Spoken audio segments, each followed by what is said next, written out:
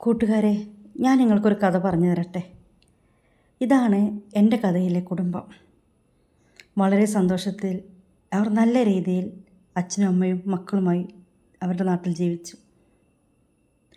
അവരെല്ലാം വളർന്നു വലുതായപ്പോൾ ആണൊരുത്തൻ തൻ്റെ കുടുംബത്തിന് വേണ്ടി വളയം പിടിച്ചു.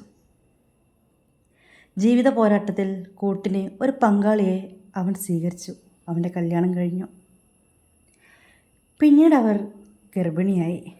സന്തോഷത്തിൻ്റെ നാളുകൾ. അവൻക്കൊരു മകൻ ജനിച്ചു. അവനെപ്പോലെ തന്നെയുള്ള ഒരു നല്ലൊരു ഉഷിരൻ കുട്ടി.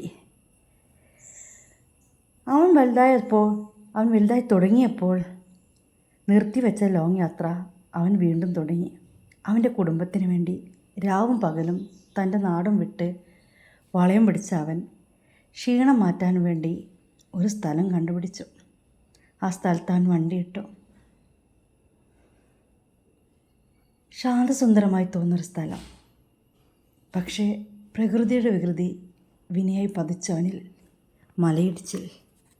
പെട്ടെന്നായിരുന്നു അത് സംഭവിച്ചത്. കൂറ്റൻ കല്ലുകളും മണ്ണും വെള്ളവും എല്ലാം സുനാമി പോലെ ആ പരിസരം മുഴുവൻ മണ്ണിലാക്കി. അവൻ്റെ ഭാര്യ അവനെ നിർത്താതെ വിളിച്ചുകൊണ്ട് നിന്നു.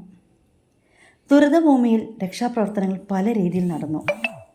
പലരുടെയും ഇടപെടലുകളും പല രക്ഷാപ്രവർത്തനങ്ങൾ നടന്നിട്ടും അവനും വണ്ടിയുമില്ല. ഒടുവിൽ ആർമിക്കാർ വന്നു. അവരുടേതായ രീതിയിൽ രക്ഷാപ്രവർത്തനം നടത്തി. അവിടെയും വിജയം കണ്ടില്ല. ഒടുവിൽ ഡ്രോൺ ഇറക്കി പരിശോധന നടന്നു. 11 ദിവസമായിട്ടും ലോഹത്തിൻ്റെ സിഗ്നൽ മാത്രം. ഒടുവിൽ നിരാശ മാത്രം ബാക്കി. അവൻ ജീവിച്ചിരിപ്പുണ്ടാവില്ല എന്ന് 90% ഉറപ്പായിക്കൊണ്ടേയിരുന്നു. ഒടുവിൽ എല്ലാവരും എൻ്റെ നാടായ കേരളക്കര മൊത്തം എന്തെങ്കിലും അത്ഭുതം സംഭവിക്കട്ടെ എന്ന രീതിയിൽ പ്രാർത്ഥനകളോടുകൂടി ഓരോ ദിവസവും രക്ഷാപ്രവർത്തനങ്ങൾ കണ്ടു തള്ളി നീക്കി.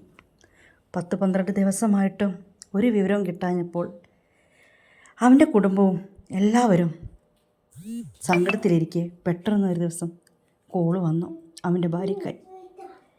എടി, ഇത് ഞാനാടി, നിൻ്റെ ഏട്ടൻ.